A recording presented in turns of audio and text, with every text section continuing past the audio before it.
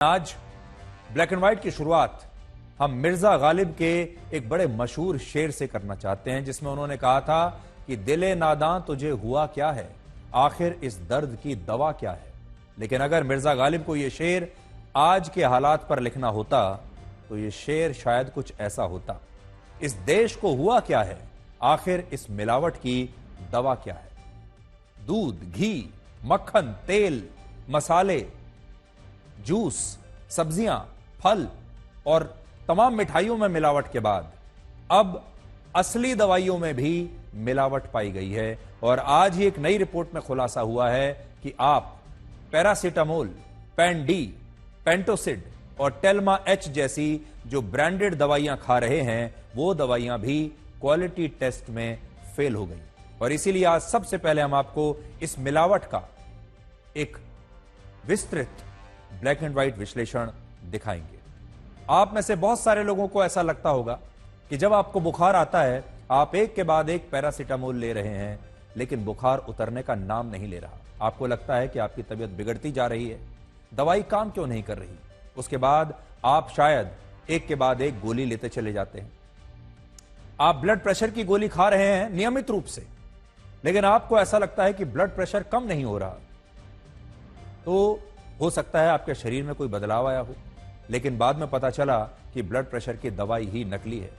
आप pan D जैसी दवाइयां खा रहे हैं ताकि आपकी पाचन प्रक्रिया सही रहे, लेकिन उससे भी आपको कोई फर्क नहीं पड़ रहा, और बाद में पता चले कि वो दवाई ही नकली थी या मिलावटी थी, तो आप क्या करेंगे। तो आज जो रिपोर्ट आई है उसमें दो बड़ी बातें हैं, और ध्यान से सुनिएगा ये, क्योंकि ये ऐसी चिंताजनक रिपोर्ट है कि आप पहले मिलावटी खाना खाएंगे, उसके बाद बीमार होंगे, बीमारी के बाद डॉक्टर के पास जाएंगे, और डॉक्टर आपको जो दवाइयां लिख कर देगा फिर उन्हें वो खाएंगे, लेकिन वो दवाइयां भी नकली घी की तरह निकलेंगी और वो भी आपके ऊपर असर नहीं करेंगी। तो पहली बात ये कि यह रिपोर्ट भारत सरकार की ही एक संस्था ने जारी की है, जिसका नाम है central drug standard control organisation, और यह भारत की सबसे बड़ी ड्रग रेगुलेटरी बॉडी है। इसलिए ये जो रिपोर्ट है ये भारत की सबसे विश्वसनीय रिपोर्ट है और भारत सरकार ने ही ये जांच की है। दूसरी बात, ये रिपोर्ट दो हिस्सों में प्रकाशित हुई है। इसकी दो लिस्ट है, जिनमें पहली रिपोर्ट में 48 दवाइयों के नाम है और दूसरी रिपोर्ट में 5 दवाइयों के नाम है। और ये जो दूसरी रिपोर्ट इसलिए अलग से जारी करनी पड़ी क्योंकि इन दवाइयों को बनाने वाली कंपनियों का कहना है कि इस संस्था ने जिस बैच की दवाइयों की जांच की है वो सारी दवाइयां नकली हैं, और इन बड़ी बड़ी कंपनियों ने उन दवाइयों को बनाया ही नहीं है। इसलिए आपकी समझ के लिए पहले यह बता दें कि 48 दवाइयां तो ऐसी हैं जिन्हें बड़ी बड़ी कंपनियों ने बनाया है, लेकिन वो मिलावटी निकली है। 5 प्रकार की दवाइयां ऐसी हैं जो बड़ी बड़ी कंपनियों की ही हैं, लेकिन असल में उन कंपनियों ने नहीं बनाया है, बल्कि ये पूरी तरीके से नकली है। तो दो तरीके हैं इसको। कुछ दवाइयां ऐसी हैं जो मिलावटी पाई गई है, यानी अगर आप उन्हें लेंगे तो वो पूरी तरीके से आपके शरीर पर असर नहीं करेंगी, ये मिलावटी दवाइयां हैं। और कुछ दवाइयां ऐसी हैं जो किसी और कंपनी का नाम लगाकर, उसके नाम का इस्तेमाल करके पूरी तरह से नकली दवाइयां हैं। तो ये जो नकली दवाइयां हैं ये 5 दवाइयां हैं एक तरफ, और 48 दवाइयां वो हैं जो मिलावटी दवाइयां हैं। इससे यह पता चलता है कि सरकार की नाक के ठीक नीचे देश भर के बाजारों में ब्रांडेड दवाइयों के नाम से नकली दवाइयां खुलेआम बेची जा रही हैं। और इनमें भी जिन 5 नकली दवाइयों का इस रिपोर्ट में पता चला, उनमें पहली दवाई का नाम है पेंटोसिड, और ये एंटासिड की काफी मशहूर टैबलेट मानी जाती है, मशहूर गोली है, जो पेट में गैस, जलन और एसिडिटी होने पर खाई जाती है। और आप में से बहुत सारे लोगों ने इस गोली को जरूर जीवन में कभी ना कभी खाया होगा। बहुत सारे लोग तो इसे नियमित रूप से खाते हैं। भारत के लोग हर साल एसिडिटी की 2,500 करोड़ गोलियां खा जाते हैं, 2,500 करोड़ गोलियां, और इनमें पेंटोसिड नाम की यह दवाई सबसे ज्यादा खाई जाती है। लेकिन अब यह खुलासा हुआ है कि बाजार में पेंटोसिड के नाम से नकली दवाइयां बेची जा रही है। यह आपके लिए, आपके साथ कितना बड़ा धोखा है, जरा अंदाजा लगाइए। अभी तक तो हम सिर्फ नकली और मिलावटी घी से परेशान हो रहे थे, नकली खाने से परेशान हो रहे थे, मिलावटी खाने से परेशान हो रहे थे, अब तो मिलावटी दवाइयां भी आ गई। दूसरी सबसे बड़ी नकली दवाई का नाम है टेल्मा एच। और जिन लोगों को हाई ब्लड प्रेशर है उन्होंने यह दवाई जरूर खाई होगी। और यह दवाई हिमाचल प्रदेश की एक बहुत बड़ी फार्मा कंपनी बनाती है जिसका नाम है ग्लेनमार्क। इस कंपनी का नाम आपने जरूर सुना होगा। ग्लेनमार्क नाम की यह कंपनी है जो टेल्मा एच दवाई बनाती है। इस रिपोर्ट के मुताबिक बाजार में इस कंपनी के नाम से यही टेल्मा एच नाम की नकली दवाई उपलब्ध है और यह टेल्मा एच नाम की दवाई बाजार में मिल रही है, लेकिन वो नकली है। इनमें से कितनी दवाई तो ऐसी हैं जो आप भी खाते होंगे, कई दवाइयां तो ऐसी हैं जो मैं भी खाता हूं। अभी तक मैंने जो आपको 2 दवाइयां बताई हैं वो दोनों दवाइयों का इस्तेमाल मैंने खुद कभी ना कभी किया है, और ये जो दवाई है ये तो मैं खुद खाता हूं। अब आप सोचिए, जब आप एक हाई ब्लड प्रेशर की दवाई खा रहे हैं और ब्लड प्रेशर कम नहीं हो रहा, और आप सपने में भी ये नहीं सोच सकते कि शायद आपने ब्लड प्रेशर की नकली दवाई खाई है। तीसरी दवाई का नाम है उर्सोकोल 300, और यह दवाई वो लोग खाते हैं जिन्हें लिवर की कोई ना कोई बीमारी है। चौथी दवाई का नाम है डेफकॉट 6, और यह अस्थमा, गठिया और एलर्जी होने पर खाई जाती है, और यह भी बहुत कॉमन दवाई है जो भारत के बहुत सारे परिवारों में, घरों में खाई जाती है, लेकिन यह दवाई भी नकली हो सकती है। पांचवी दवाई का नाम है पल्मोसिल, और यह दवाई भी भारत की मशहूर फार्मा कंपनी सन फार्मा द्वारा बनाई जाती है, लेकिन इस कंपनी का कहना है कि जांच में जो दवाई पकड़ी गई, जांच में जो दवाई फेल हुई, वो उसके नाम से बनाई गई एक नकली दवाई है जिन्हें बाजार में धोखे से बेचा जा रहा है। और इन 5 दवाइयों के अलावा 48 दवाइयां ऐसी भी हैं जो नकली नहीं हैं बल्कि असली ब्रांडेड दवाइयां ही हैं, लेकिन ये सारी दवाइयां क्वालिटी के मामले में फेल हो गई, यानी ये घटिया क्वालिटी की है। अब इनमें पहले नंबर पर वो दवाई है जिसे आप सब लोग खाते हैं। इनमें पहली दवाई का नाम है पैरासीटामोल 500 mg। जो 500 mg की पैरासीटामोल आप खाते हैं अक्सर जब आपके शरीर में दर्द होता है या बुखार में, सबसे ज्यादा ये खाई जाने वाली दवाई है। हमें पता है बुखार होने पर आपने ये दवाई जरूर कभी ना कभी खाई होगी, और बहुत सारे लोग तो हमारे देश में ऐसे हैं जो डॉक्टर से बिना पूछे आंख बंद करके बुखार होने पर खुद ही दुकान से खरीद कर इस दवाई को खा लेते हैं। पैरासीटामोल पर आंख बंद करके भरोसा करते हैं। अगर बुखार हुआ है सीधे जाओ पैरासीटामोल खरीदो। भारत के ज्यादातर घरों में पैरासीटामोल घर में रखी जाती है कि कभी किसी को बुखार होगा तो ये दवाई खा लेंगे, लेकिन ये दवाई मिलावटी है। अब पता चला है कि बाजार में मिलने वाली ये असली दवाई भी क्वालिटी के मामले में खराब निकली है, और हम यहां ये स्पष्ट करना चाहते हैं कि हम यहां पर नकली दवाई की बात नहीं कर रहे, बल्कि आपको यह बता रहे हैं कि यह दवाई असली ही है, असली दवाई ही क्वालिटी टेस्ट में फेल हो गई।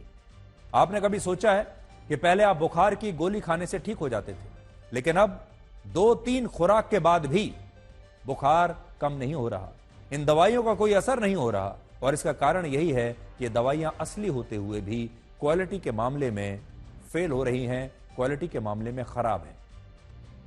जैसे पैरासीटामोल की दवाई डिस्क्रिप्शन में फेल हुई है, जिसका मतलब यह है कि इसे बनाने के लिए जिस ड्रग सॉल्ट का इस्तेमाल हुआ उसमें मिलावट थी, और इसमें दवाई के सॉल्ट का कॉम्बिनेशन सही नहीं था।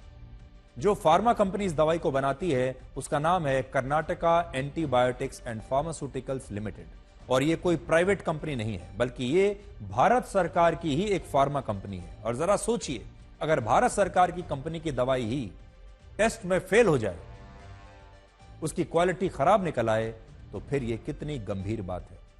इस फार्मा कंपनी ने 77 करोड़ 50 लाख रुपए के चुनावी बॉन्ड्स खरीदे हैं। ध्यान से सुन लीजिएगा, 77 करोड़ 50 लाख रुपए का चंदा चुनावी बॉन्ड्स के जरिए इस कंपनी ने दिया है, जिनमें से 61 करोड़ रुपए के चुनावी बॉन्ड्स इस कंपनी ने बीजेपी को दिए, 5 करोड़ के चुनावी बॉन्ड्स कांग्रेस पार्टी को दिए, और 3 करोड़ रुपए के चुनावी बॉन्ड्स समाजवादी पार्टी को दिए, और 1 करोड़ रुपए के चुनावी बॉन्ड्स इस फार्मा कंपनी ने आम आदमी पार्टी को दिए हैं। यानी सरकार किसी की भी बनेगी, विपक्ष की बने या बीजेपी की बने, इन्होंने अपने आप को पूरी तरीके से सुरक्षित कर लिया है। सब पार्टियों को पैसा दे रहे हैं, सब पार्टियों को चुनावी चंदा दे रहे हैं। किसी की भी सरकार आएगी वो इनका ध्यान रखेगी। दूसरी फार्मा कंपनी का नाम है एल्केम हेल्थ साइंस और यह कंपनी पैन डी दवाई बनाती है और इसने भी बीजेपी को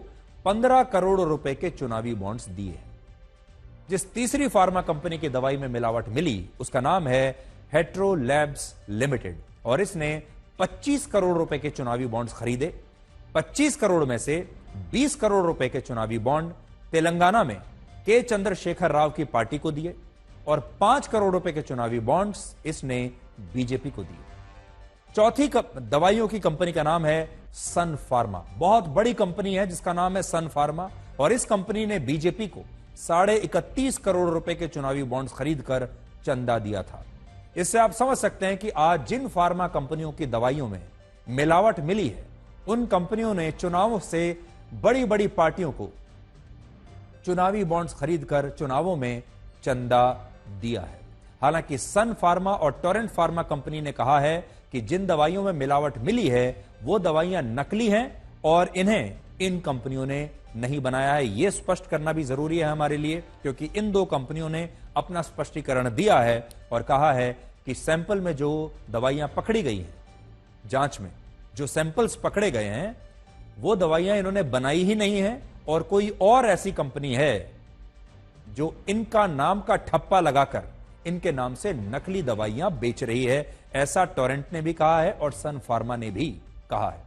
इस फैसले का विरोध यह कहते हुए भी किया जा रहा है कि जब लोग अपनी दुकानों और ढाबों पर अपना असली नाम लिखेंगे तो उससे उनकी जातियां भी पता चल जाएंगी और ऐसी स्थिति में पिछड़ी जाति के दुकानदारों का आर्थिक बहिष्कार हो सकता है, उनका नुकसान हो सकता है।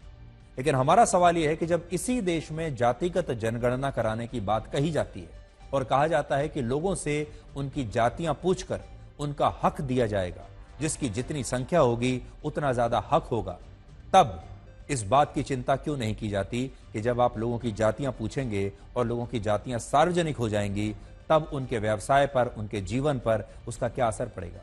आप खुद सोचिए, अगर जातियां बताने से दलित और पिछड़े वर्ग के दुकानदारों को समाज अलग थलग कर सकता है तो यही पार्टियां दिन भर जातिगत जनगणना कराने के नाम पर इसी देश के लोगों को उनकी जातियां बताने के लिए क्यों कहती रहती हैं। आज बड़ा सवाल यह भी है कि अगर आपको यह पता चले कि खाने पीने की दुकानों और ढाबों के मालिक, यहां काम करने वाले लोग पिछड़ी जाति के हैं, तो क्या आप इन ढाबों पर खाना खाने के लिए नहीं जाएंगे? ये बहुत महत्वपूर्ण सवाल है जो समाज के हर तबके से आज हम पूछ रहे हैं। अगर आपको आज ये पता चले कि रसोई में जो खाना बना रहा है वो किसी पिछड़ी जाति का है, जो व्यक्ति आपको खाना सर्व कर रहा है वो पिछड़ी जाति का है, आप किसी ठेले पर जाते हैं, रेहड़ी पर जाते हैं, किसी छोटे मोटे ढाबे पर जाते हैं और वहां आपको पता चले कि इसका मालिक जो है वो पिछड़ी जाति का है या वो दलित है, तो क्या आप वहां पर खाना नहीं खाएंगे? ये एक बड़ा सवाल है। इससे भी बड़ा सवाल एक और है कि हमारे देश में किसी भी व्यक्ति को अपना नाम छिपाने की आखिर क्या आवश्यकता है, क्यों छिपाना चाहिए? आप खुद सोचिए, आप बाजार में से जब डिब्बे में बंद घी खरीदते हैं या कोई भी और सामान खरीदते हैं, घी खरीदते हैं, तेल खरीदते हैं, खाने पीने का कोई सामान खरीदते हैं, आप कभी ये सोचते हैं कि इस घी को बनाने वाला व्यक्ति या उस घी को उस डिब्बे में पैक करने वाला व्यक्ति किस जाति का था? क्या वो दलित था? क्या वो पिछड़ी जाति का था? ये जो तस्वीर में आप जितना सामान देख रहे हैं, जब आप बाजार से ये खरीदते हैं, क्या आप कभी ये चेक करते हैं कि ये सामान किसने बनाया है, उसकी जाति क्या थी? ये सामान किसने पैक किया है, उसकी जाति क्या थी? जब आप सब्जियां खरीदते हैं, कभी आप सोचते हैं कि ये सब्जियां, ये फल, ये जिस व्यक्ति के खेत से आई है, उस खेत में काम करने वाले लोग किस जाति के थे? क्या आप जब ऑनलाइन खाना ऑर्डर करते हैं तो कभी ये देखते हैं कि आपने जो खाना ऑर्डर किया है उस खाने को बनाने वाला व्यक्ति किस जाति का है? क्या आप बाहर खाना खाने के लिए जब जाते हैं तो आप सोचते हैं कि जो व्यक्ति उस होटल में, उस रेस्टोरेंट में या ढाबे के रसोई में खाना आपके लिए बना रहा है, उसकी जाति या उसका धर्म क्या है? या बाजार में जब सब्जियां खरीदने जाते हैं, क्या कभी उस दुकानदार से आपने उसकी जाति पूछी है? कॉफी शॉप से लेकर 5 स्टार होटल्स में खाना खाने वाले लोग कभी वहां पर काम करने वाले लोगों से उनकी जातियां नहीं पूछते। लेकिन इसके बावजूद हमारे देश की राजनीति अब ऐसी हो गई है कि बहुत सारे नेताओं को आज ये डर लग रहा है कि अगर दुकानदारों ने अपने नाम बता दिए, अपनी जाति बता दी, तो उनकी जातियां पता चलने से उनका आर्थिक बहिष्कार हो सकता है। और यह हमारे देश की वही राजनीति है जो अंग्रेज सबसे पहले लेकर आए थे। इस राजनीति का नाम है डिवाइड एंड रूल, यानी विभाजन करो और राज करो, लोगों को कभी भी एक मत होने दो। अंग्रेजों ने भारत के लोगों को हिंदू और मुसलमानों में विभाजित करके बांटा और राज किया, और जब गए तो इस भारत को भी 2 टुकड़ों में बांट दिया, हिंदू और मुसलमान के नाम पर। भारत और पाकिस्तान में बांटकर वो चले गए। जीवन भर उन्होंने डिवाइड एंड रूल, धर्म में बांटो और राज करो की नीति को अपनाया।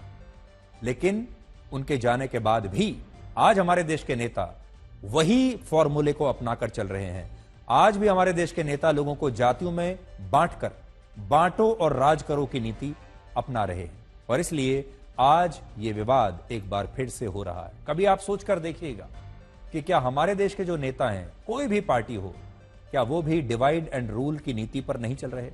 क्या वो भी बांटो और राज करो की नीति को फॉलो नहीं कर रहे हैं? कोई नेता और कोई पार्टी ये नहीं चाहती कि आप सब लोग इकट्ठे हो जाएं। सब चाहते हैं कि आप विभाजित रहें। ये जो वोट शेयर है, ये अलग अलग छोटे छोटे खंडों में हमेशा ऐसे ही बटा रहे।